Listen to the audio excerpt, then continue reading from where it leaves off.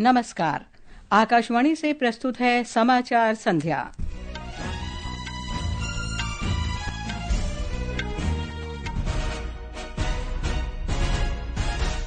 सरकार ने केंद्रीय कर्मचारियों और पेंशन भोगियों के लिए 8वें वेतन आयोग के गठन को मंजूरी दी। प्रधानमंत्री नरेंद्र मोदी ने कहा, इस फैसले से लोगों के जीवन की गुणवत्ता में सुधार होगा और उपभोग को बढ़ावा मिलेगा। केंद्रीय मंत्रिमंडल ने श्रीहरिकोटा में इसरो के सतीश धवन अंतरिक्ष केंद्र के तीसरे लॉन्च पैड की स्थापना की स्वीकृति दी। QS world future skills index में भारत ने डिजिटल कौशल में कनाडा और जर्मनी से ऊपर दूसरा स्थान हासिल किया। प्रधानमंत्री नरेंद्र मोदी ने इस उपलब्धि पर खुशी व्यक्त की। छत्तीसगढ़ में दक्षिण बस्तर के जंगलों में सुरक्षा बलों के साथ मुठभेड़ में 12 माओवादी मारे गए। रक्षा मंत्री राजनाथ सिंह ने ब्रिटेन के रक्षा सचिव जॉन हिले के साथ टेलीफोन पर बातचीत की। दोनों देशों ने रक्षा सहयोग मुद्दों पर चर्चा की। और पीवी सिंधु और किरण जॉर्ज ने इंडिया ओपन बैडमिंटन के सिंगल्स क्वार्टर फाइनल में प्रवेश किया। समाचार संध्या के साथ मैं लवली निगम। सरकार ने केंद्रीय कर्मचारियों और पेंशन भोगियों के लिए 8वें वेतन आयोग के गठन को आज मंजूरी दे दी। सूचना और प्रसारण मंत्री अश्विनी वैष्णव ने कहा कि 7वें वेतन आयोग का कार्यकाल 2026 में समाप्त होने वाला है और 8वें वेतन आयोग की सिफारिशें प्राप्त करने के लिए पर्याप्त समय मिल जाएगा।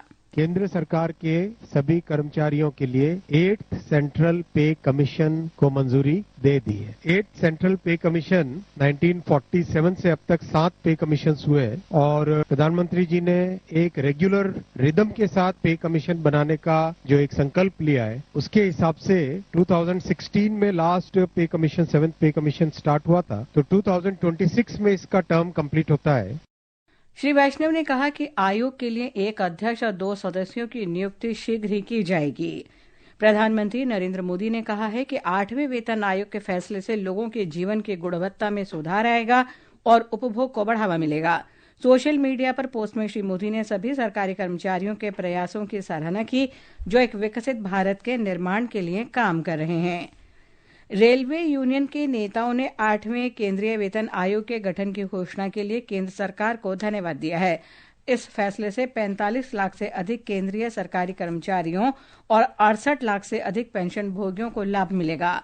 All India railway man federation के महासचिव और कर्मचारी पक्ष के सचिव शिव गोपाल मिश्र ने आज नई दिल्ली में रेल मंत्री अश्विनी वैष्णव से मुलाकात की।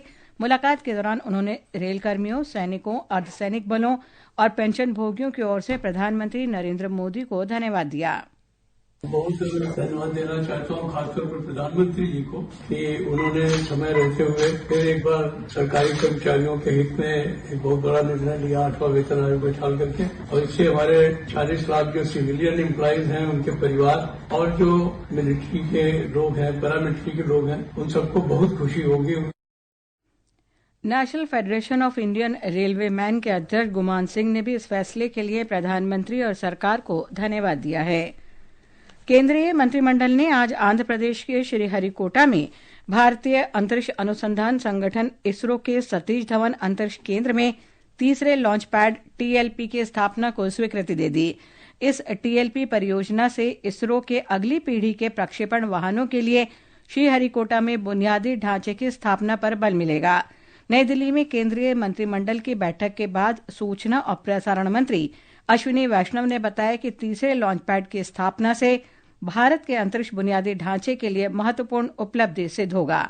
कैबिनेट में माननीय प्रधानमंत्री जी ने 3,985 करोड़ रुपीस की कॉस्ट से 3rd लॉन्च पैड सैंक्शन किया है, जो कि देश के लिए स्पेस इंफ्रास्ट्रक्चर में बहुत एक इम्पोर्टेंट माइलस्टोन साबित होगा। आप 1st और 2nd लॉन्च पैड को अगर देखेंगे, उससे कई ज्यादा कैपेसिटी इसकी है। रॉकेट्स को किस तरह से प्लेस करना, 2 रॉकेट्स के बीच में गैप कितना होना चाहिए, ज्यादा थ्रस्ट जहां चाहिए, ज्यादा पावर चाहिए रॉकेट को, उसके हिसाब से उसकी डिजाइन होनी चाहिए।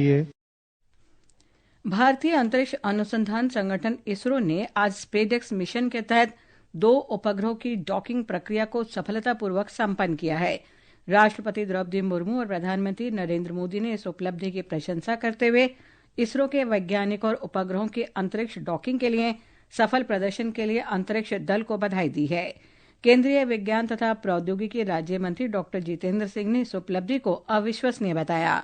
टीम इसरो बधाई की पात्र है और साथ में आभार प्रकट करना है प्रधानमंत्री श्री नरेंद्र मोदी जी ने, जिन्होंने एक एनेबलिंग हमें मिली दिया कि ये सब संभव होगा। हमारी ये योजना है कि भारत अंतरिक्ष स्टेशन होगा एक, जो हमारा स्पेस में एक अपना एक लैब, एक अंतरिक्ष स्टेशन रहेगा। वहां अगर आवाजाही करनी है, जाना है, आना, तो कैसे होगा। ये एक ऐसी क्षमता थी जिसके बिना हमारी आगे की प्रगति रुक जाती, और अब हम उसी प्रकार से क्षमतावान है जैसे कोई भी और देश।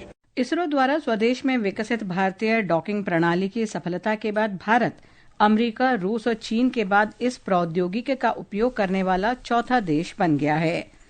ये समाचार हमारी वेबसाइट www.newsonair.gov.in और हमारे न्यूज ऑन एआईआर ऐप पर भी उपलब्ध हैं। भारत सरकार ने देश भर में 21वीं पशुधन गणना आरंभ कर दी है। सरकारी कर्मचारी आपके घर भी आते ही होंगे। सभी पशुपालक अपने पशुओं की सही जानकारी दें ताकि सरकार आपके लिए बेहतर योजनाएं बना सके।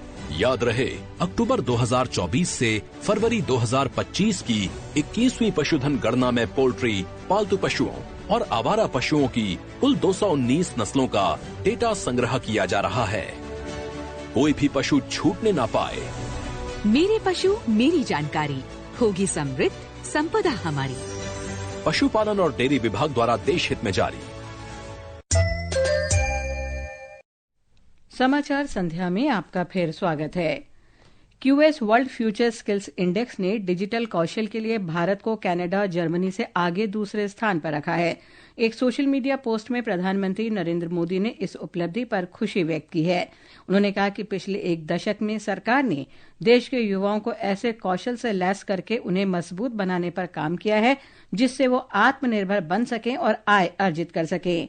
केंद्रीय वित्त मंत्री निर्मला सीतारामन ने कहा कि भारत को कौशल प्रदान करना केंद्र सरकार द्वारा विकसित भारत की दिशा में उठाया गया एक मिशन है। आर्टिफिशियल इंटेलिजेंस और हरित कौशल में भारत चौथे स्थान पर है। रक्षा मंत्री राजनाथ सिंह ने आज ब्रिटेन के रक्षा मंत्री जॉन हेली के साथ टेलीफोन पर बातचीत की। दोनों मंत्रियों ने रक्षा सहयोग और द्विपक्षीय संबंधों में गति बनाए रखने की आवश्यकता पर बल दिया। उन्होंने इलेक्ट्रिक प्रोपल्शन और जेट इंजन जैसे रक्षा प्रौद्योगिकी क्षेत्रों में दोनों देशों के बीच हुई प्रगति की समीक्षा की।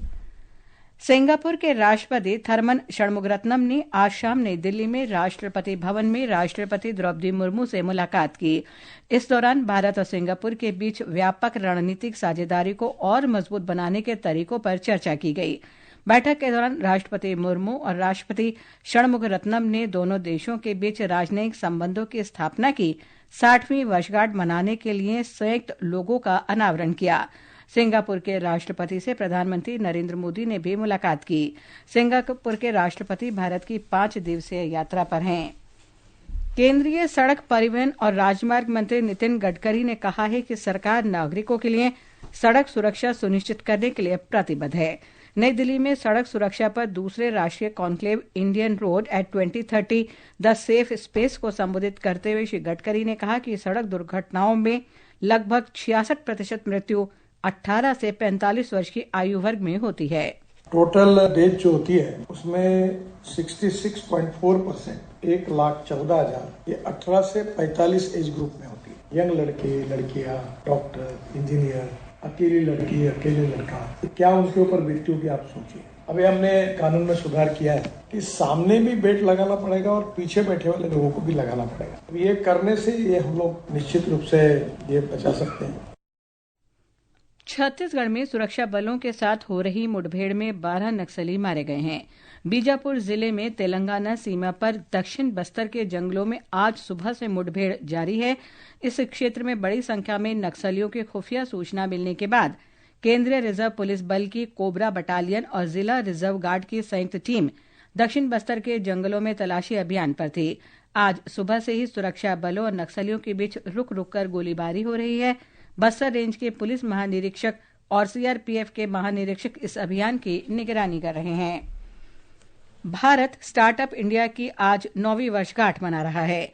प्रधानमंत्री नरेंद्र मोदी ने सोशल मीडिया पोस्ट पर कहा है कि सरकार ने देश में स्टार्टअप की संस्कृति को प्रोत्साहन दिया है।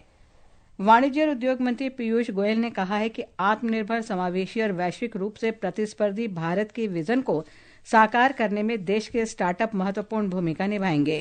उन्होंने आज नई दिल्ली में स्टार्टअप इंडिया के 9 वर्ष के उत्सव पर प्रभात फैक्ट बुक और भारत स्टार्टअप चैलेंज से शुभारंभ के अवसर पर यह बात कही।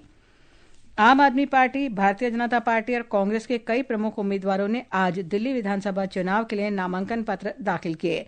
आम आदमी पार्टी के वरिष्ठ नेता मनीष सिसोदिया, सौरभ भारद्वाज और गोपाल राय, भाजपा नेता हरीश खुराना, मनजिंदर सिंह सिरसा, आशीष सूद और कपिल मिश्रा ने अपने नामांकन दाखिल किए।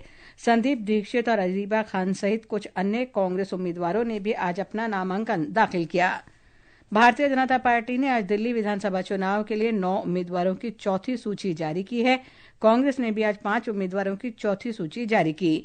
दिल्ली में 5 फरवरी को मतदान होगा और मतगणना 8 फरवरी को होगी।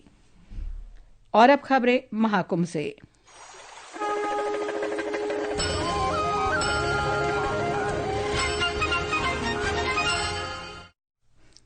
प्रयागराज के महाकुंभ मेले में आज संस्कृति का महाकुंभ नामक भव्य सांस्कृतिक उत्सव शुरू हुआ। उत्तर प्रदेश के उप मुख्यमंत्री केशव प्रसाद मौर्य ने गंगा पंडाल में इस कार्यक्रम का उद्घाटन किया। यह उत्सव अगले महीने 24 फरवरी तक चलेगा। इस वृहद कार्यक्रम में प्रसिद्ध कलाकारों की मनमोहक प्रस्तुतियों के माध्यम से भारतीय संस्कृति की समृद्ध झलक देखने को मिलेगी। इसमें लोकगीत सहित विभिन्न प्रकार की भारतीय संगीत और नृत्य कला देखने को मिलेगी। मुख्य मंच गंगा पंडाल में अलग अलग दिनों में देश भर के प्रसिद्ध कलाकार अपनी प्रस्तुतियां देंगे। उत्तर प्रदेश के संस्कृति विभाग के नोडल अधिकारी डॉक्टर सुभाष चंद्र यादव ने आकाशवाणी समाचार से बातचीत में बताया कि कई अन्य प्रसिद्ध कलाकारों ने भी अपनी प्रस्तुतियां दी। शुभारंभ के तुरंत पश्चात प्रसिद्ध गायक श्री शंकर महादेवन जी की शानदार प्रस्तुति हुई। उसके बाद ऋत्विक सान्याल जी पद्मश्री की प्रस्तुति के साथ साथ अन्य प्रस्तुतियां भी हुई। 10,000 दर्शकों की क्षमता वाला गंगा पंडाल भक्ति और विरासत के इस उत्सव का मुख्य स्थल है। कार्यक्रम में प्रवेश निःशुल्क है और दर्शक प्रतिदिन शाम 4 बजे से रात्रि के 9 बजे तक कलाकारों की प्रस्तुतियां देख सकते हैं। आनंद कुमार, आकाशवाणी समाचार, प्रयागराज। 10 देशों से आए 21 सदस्यीय प्रतिनिधिमंडल ने आज त्रिवेणी संगम में पवित्र स्नान किया। उन्होंने हेलीकॉप्टर के जरिए महाकुंभ क्षेत्र का हवाई दृश्य भी देखा। विदेश मंत्रालय द्वारा आमंत्रित प्रतिनिधिमंडल कल महाकुंभ पहुंचा।